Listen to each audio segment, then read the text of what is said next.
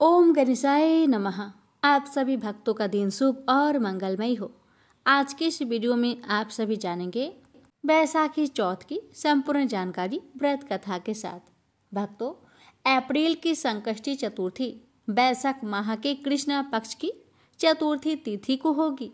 बैसाख संकष्टी चतुर्थी को विकट संकष्टी चतुर्थी भी कहते हैं।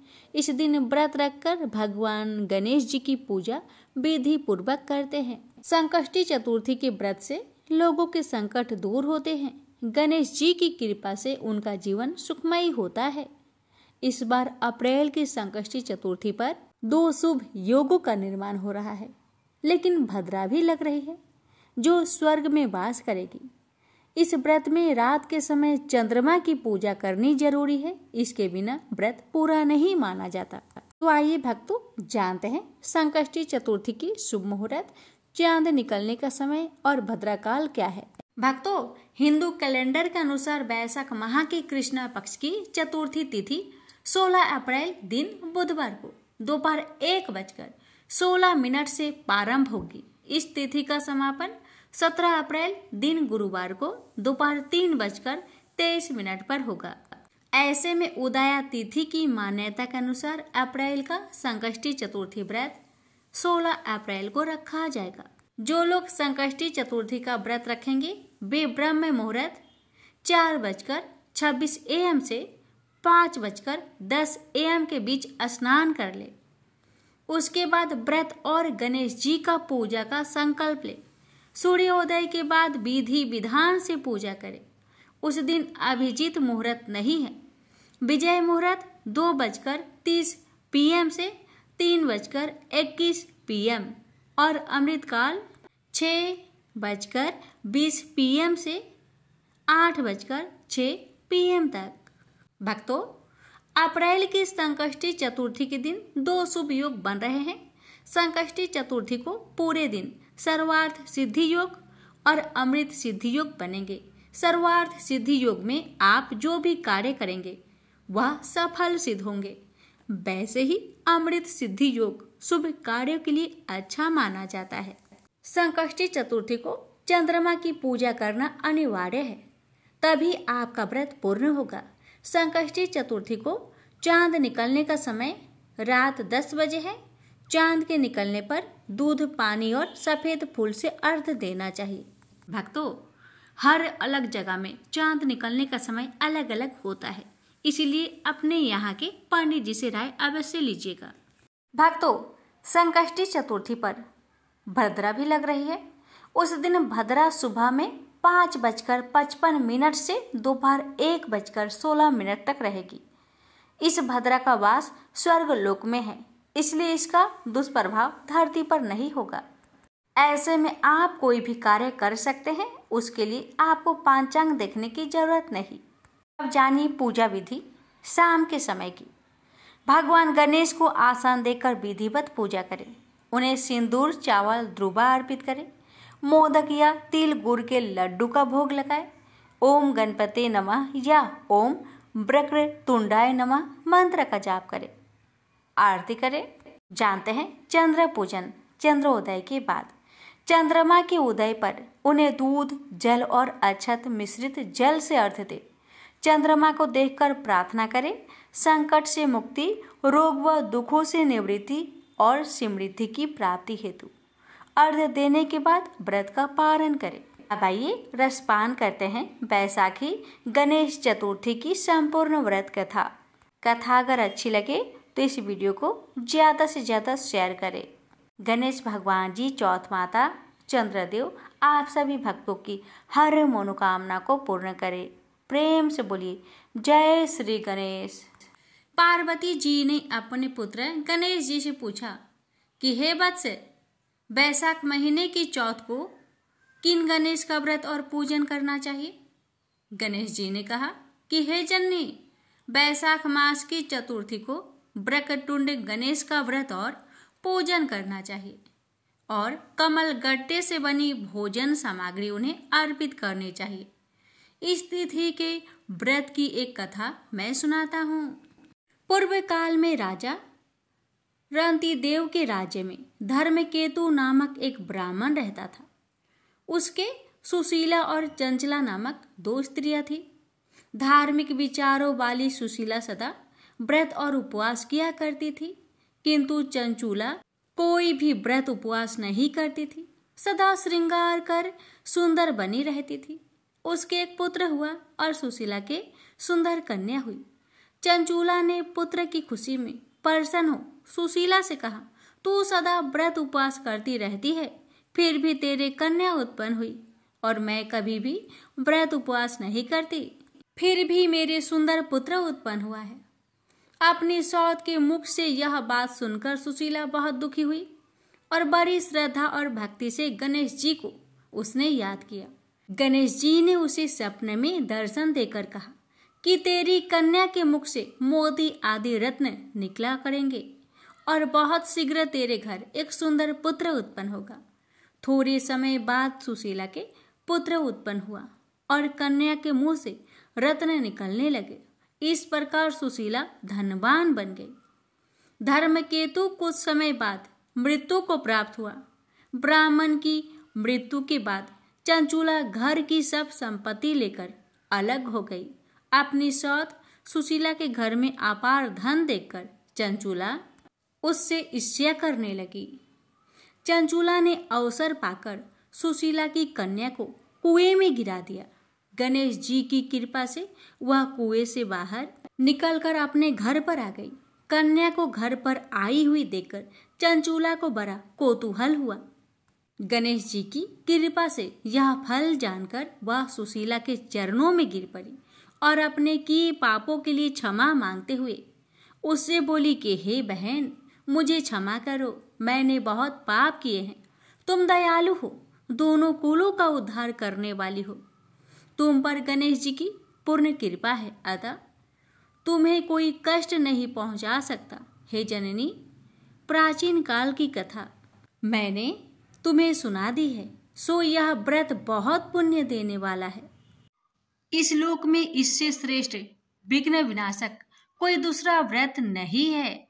श्री कृष्ण जी कहते हैं कि हे धर्मराज, आप भी विधि पूर्वक गणेश जी का व्रत कीजिए। इसके करने से आपके शत्रुओं का नाश होगा तथा अष्ट सिद्धियां और 9 निधियां आपके सामने करवत होकर खड़ी रहेगी। हे धर्मपरायण युधिष्ठिर, आप अपने भाइयों, धर्मपत्नी और माता के साथ इस व्रत को कीजिए। इससे थोड़े समय में ही आप अपने राज्य को प्राप्त कर लेंगे। प्रेम से बोलिए जय श्री गणेश। एक नगर में एक बूढ़ी माँ रहती थी। वह अपने बेटे की सलामती के लिए 12 महीनों की चौथ का व्रत करती थी। हर चौथ को पंसारे से थोड़ा सा गुड़ और घी लाकर 4 लड्डू बनाती, एक बेटे को देती, एक से पूजा करती, एक हथकार के लिए निकालती और एक चांद उगने पर खुद खा लेती थी। एक बार उसका बेटा ताई से मिलने गया। ताई ने बैसाखी चौथ का व्रत रखा था। ताई से पूछा, माँ तो 12 चौथ करती है। ताई बोली, तेरी माँ तेरी कमाई से तरमाल खाने के लिए 12 चौथ करती है।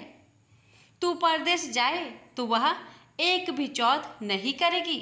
लड़के को लगा ताई सच कह रही है। घर आकर माँ से कहा, मैं परदेश जा रहा हूँ, यहाँ तू मेरी कमाई खाने पीने में ही उड़ा देती है। माँ ने समझाकर रोकना चाहा, पर बेटा नहीं माना। माँ ने उसे साथ ले जाने के लिए चौथ माता के आंखें दिए और कहा, मुसीबत में ये आंखें तेरी मदद करेगी।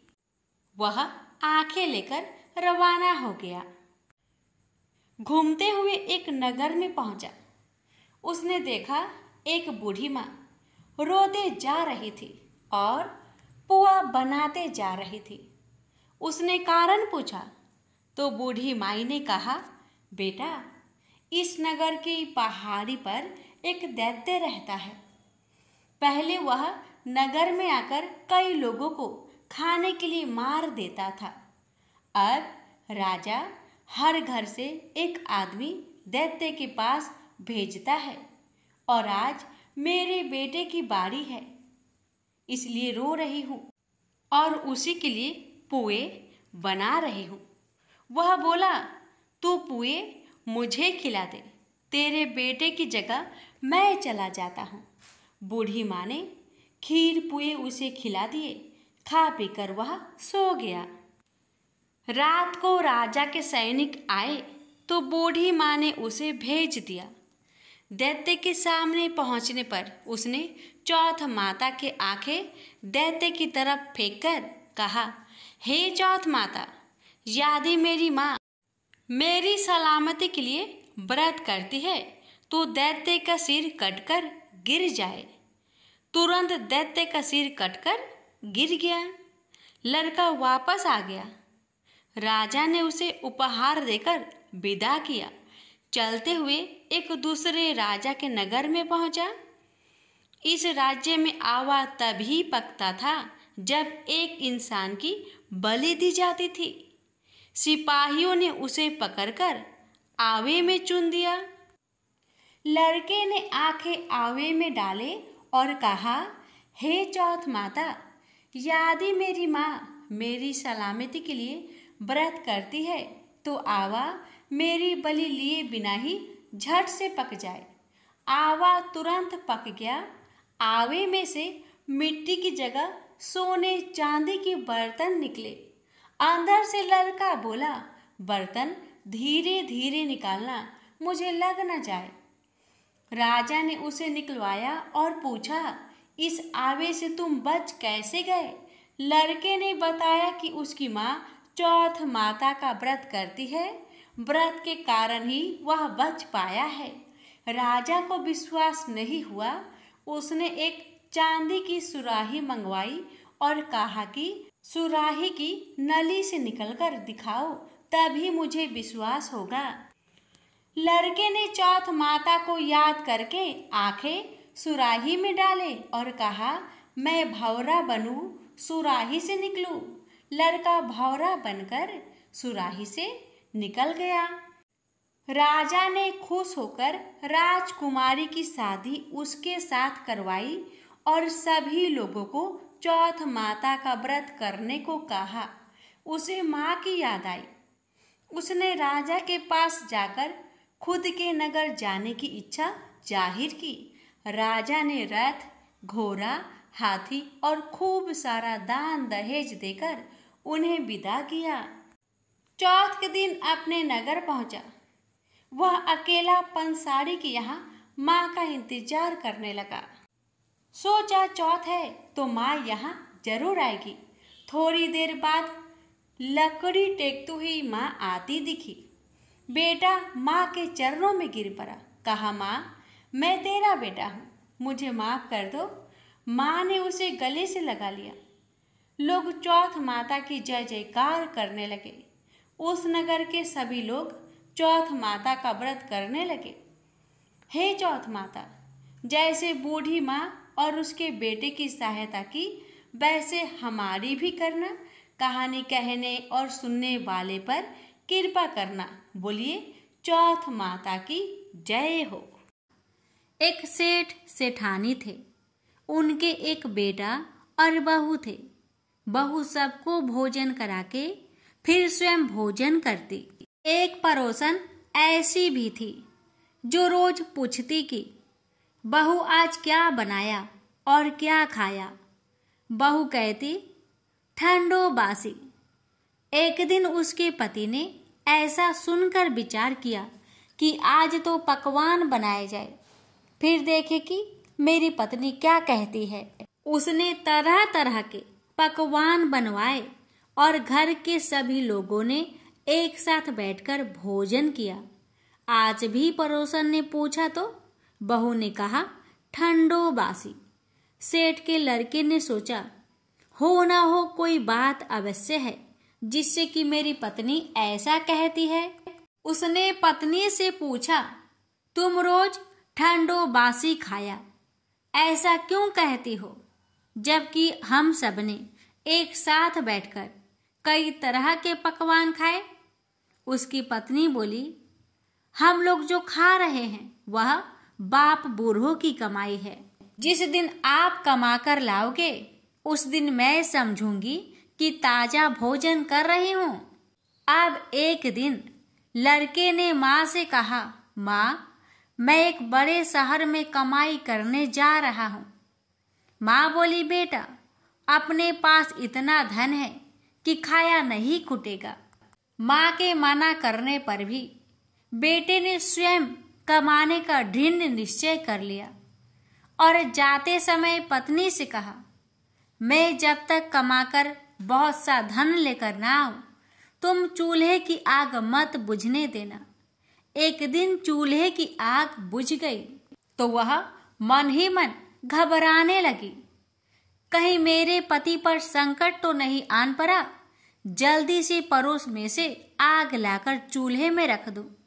ऐसा विचार करके पड़ोस में गई। वहां पड़ोसन चौथ माता का व्रत पूजन कर रही थी। पड़ोसन ने कहा, थोड़ी देर में आकर ले जाना। बहू ने पड़ोसन से पूछा, आप यह व्रत क्यों करती हैं? इससे क्या मिलता है? पड़ोसन ने कहा, चौथ माता के इस व्रत को करने से अन्न लक्ष्मी मिले और अपनी मनोकामना पूरी हो। अब बहू भी चौथ माता का व्रत करने लगी। दीवार पर चौथ माता बनाई।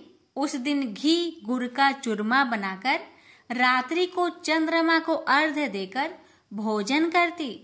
ऐसा करते करते बहुत दिन हो गए। चौथ माता ने उस बहू के पति को सपना दिया कि साहूकार का बेटा, तू जागे कि सोवे, तेरी पत्नी बहुत याद कर रही है। घर जाकर उसकी चिंता मिटा। तू दुकान खोलकर कंकु केसर का पगलिया बना के बैठ जाना। आज तेरा हिसाब किताब चुकता हो जाएगा। अब तो चौथ माता ने जैसा कहा था वैसा ही हुआ। उसने घर जाने की तैयारी की और गाड़ी भर के धन दौलत लेकर चल दिया। रास्ते में एक बड़ा सा काला नाग फन फैलाए बैठ गया और कहने लगा, आज तो मैं तुझे डसूंगा, छोड़ूंगा नहीं। आज तेरी आयु पूरी हो गई है।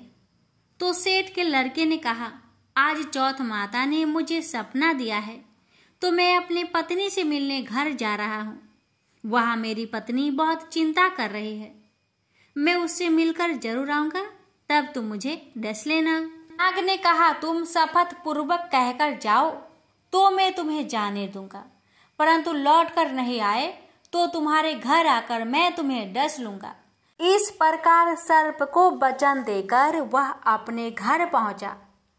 वहां सभी से हंसी खुशी से मिला और भोजन करके उदास होकर बैठ गया।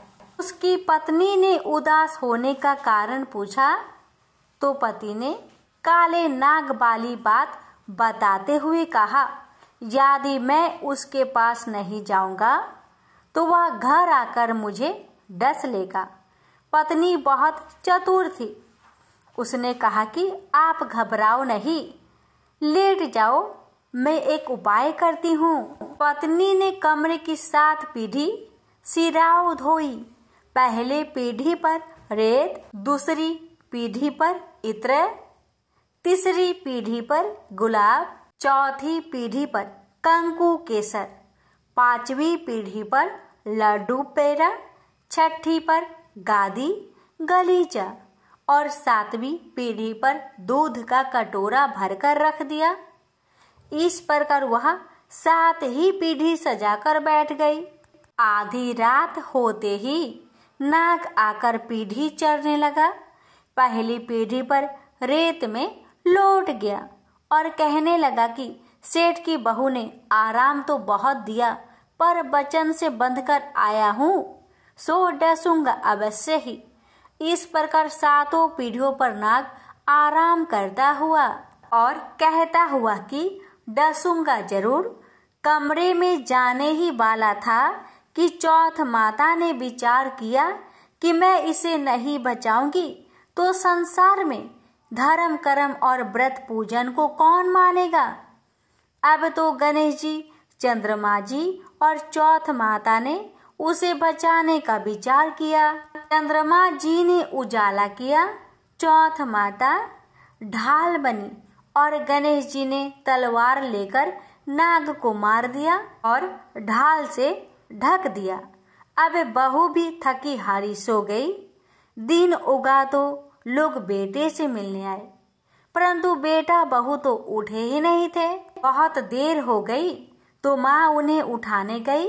माँ ने 7 पीढ़ियों पर जो कुछ देखा तो बहुत घबराई और बेटा बहू को आवाज लगाई, बेटा बहू उठे तो देखा कि एक ढाल तलवार वहां पड़ी है।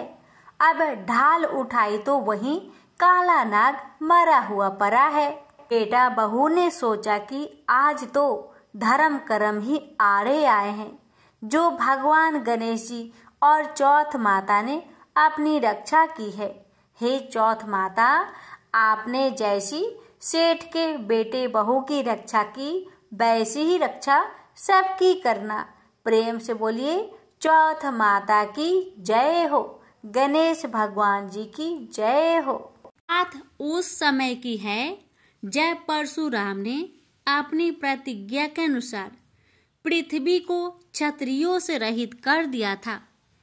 तब वे अपने गुरु भूतनाथ के चरणों में प्रणाम करने और गुरु पत्नी अम्बा तथा उनके नारायण तुल्य दोनों गुरुपुत्र कार्तिकेय और गणनायक को देखने की लालसा से कैलाश पहुँचे। वहाँ उन्होंने अत्यंत अद्भुत कैलाशपुरी का दर्शन किया।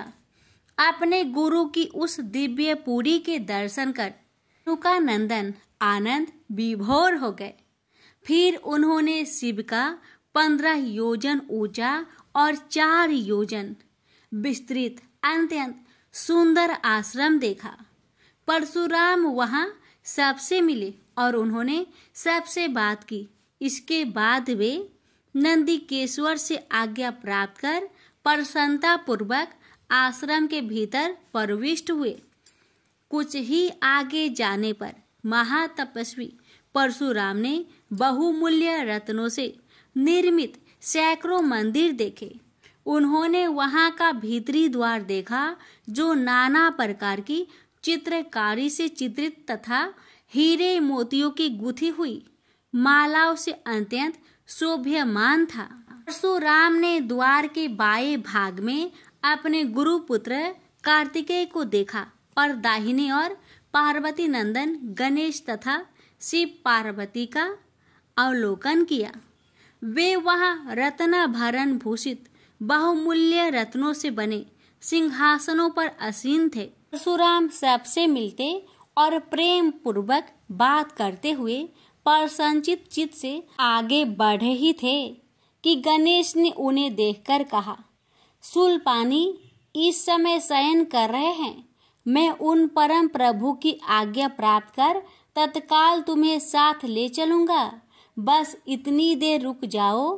परशुराम ने गणेश के सम्मुख खड़े खड़े उत्तर दिया, बंधुवर, मैं अपने गुरु शिव व माता पार्वती के दर्शन करना चाहता हूँ।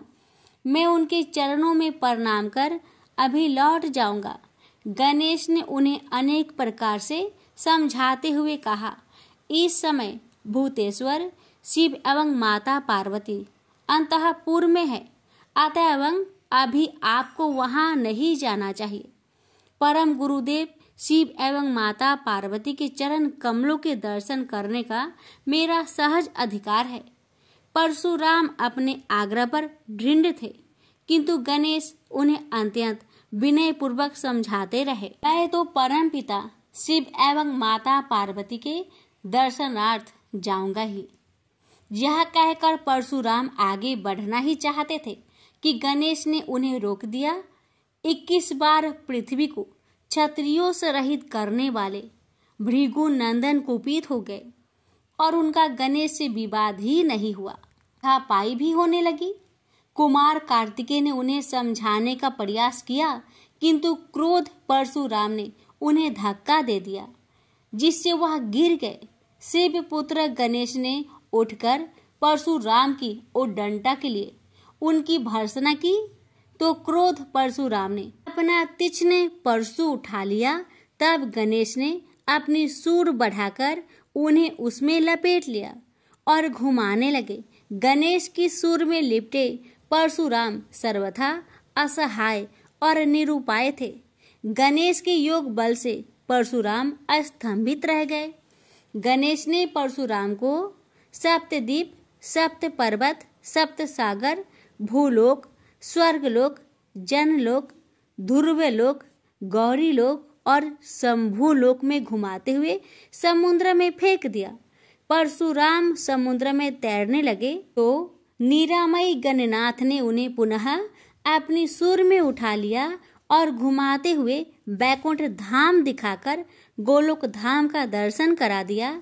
वहां परशुराम ने मंद मंद मुस्कुराते हुए बंसी विभूषित नव नीरद श्री कृष्ण के साथ रासवेड़ी राधा का दर्शन किया तो वे बार बार उनके मंगलमयी चरण कमलों में प्रणाम करने लगे। कुछ देर बाद परशुराम सचेत होकर पृथ्वी पर गिर पड़े। समय उनका प्रतिवादी मुख स्तंभ गणेश जी द्वारा किया हुआ स्तंभन भी दूर हो गया। तब उन्होंने अपने अभीष्ट देवता श्री कृष्ण के जगत गुरु शिव द्वारा प्रदत्त परम दुर्लभ स्रोतम एवं कवच का स्मरण किया और संपूर्ण शक्ति से सूर्य की प्रभा के तुल्य तीक्ष्णतम अपने परशु से गौरी नंदन पर प्रहार कर दिया। गणेश ने अपने परम पूज्य पिता के अमोघ अस्त्र का सम्मान करने के लिए उसे अपने बाएं दांत से पकड़ लिया। शिव शक्ति के प्रभाव से वह तेजस्वी परशु गणेश के बाएं दांत को समूल काट कर पुनः रेणु का पुत्र परशुराम के हाथ में लौट आया। गणेश का दांत टूटते ही भयानक गर्जना हुई और रक्त का फवारा फूट पड़ा। मुंह से निकलकर रक्त से सना दांत भूतल पर गिर पड़ा। उस समय धरित्री कांप उठी। यह दृश्य कार्तिकेय, क्षेत्रपाल आदि पार्षद तथा शून्य में देवगण अत्यंत भयभीत होकर हाय हाय करने लगे। कैलाशवासी डर से मूर्छित हो गए। निंद्रापति सुधत्मा शिव की निंद्रा भंग हुई। बेटा यह क्या हुआ? दौड़ी हुई पार्वती आई तो उन्होंने अपने पुत्र गणेश के टूटे दांत तथा रक्त से सने हुए मुंह को देखा और देखा कि उनके हृदय खंड गणेश क्रोध शून्य परम शांत लज्जा से सिर झुकाए खड़े हैं। अत्यंत व्याकुल होकर उन्होंने स्कंद से पूछा, क्या बात है? यह कैसे हुआ? स्कंद द्वारा संपूर्ण वृत्तांत सुनकर पार्वती अत्यंत क्रोध हुई और अपने प्रिय पुत्र गणेश जी को सीने से लगाकर रोती हुई शिव से बोली, मेरे पुत्र गणेश और आपके शिष्य परशुराम में किसका दोष है? आप ही निर्णय करें। फिर माता पार्वती ने अपने सम्मुख परशुराम को शिव के प्रमोदक द्वारा चरण कमलों की निर्भयता पूर्वक सेवा करते हुए देखकर कहा, हे महाभाग राम, तुम योगियों के गुरु देवाधिदेव महादेव के शिष्य हो। तुम शुद्ध मन वाले हो। तुम्हारी अशुद्धता का कारण मेरी समझ में नहीं आ रहा। तुमने करुणामय गुरु से अमोघ परशु प्राप्त कर पहले तो उसकी क्षत्रिय जाति पर परीक्षा की और अब गुरु पुत्र पर परीक्षा की है।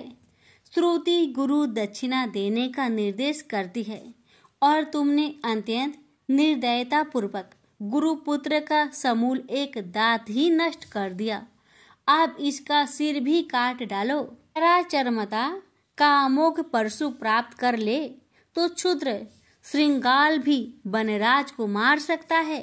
इतना कहकर क्रोध से भगवती पार्वती परशुराम को मारने के लिए प्रस्तुत हो गई। भय बस परशुराम ने मन ही मन करुणा सागर गुरु को प्रणाम कर अपने इष्ट देव गोलोकनाथ श्री कृष्ण का स्मरण किया। तभी पार्वती ने अपने सम्मुख एक बौने ब्राह्मण बालक को देखा। उस पर तेजस्वी ब्राह्मण बालक को देखकर आतुरता से भगवान शंकर ने भक्ति पूर्वक मस्तक झुकाकर प्रणाम किया। उसके बाद माता पार्वती ने भी उसे प्रणाम किया। परम तेजस्वी ब्राह्मण बालक ने शिव एवं पार्वती को शुभ आशीर्वाद प्रदान किया। यह दृश्य देखकर कैलाशवासी बालक बालिकाएं भयभीत एवं चकित हो गए। फिर भगवान शंकर ने उनका पूजन किया। वे वामन भगवान रत्न सिंहासन पर विराजमान थे। उनका उत्कृष्ट तेज सर्वत्र फैल रहा था।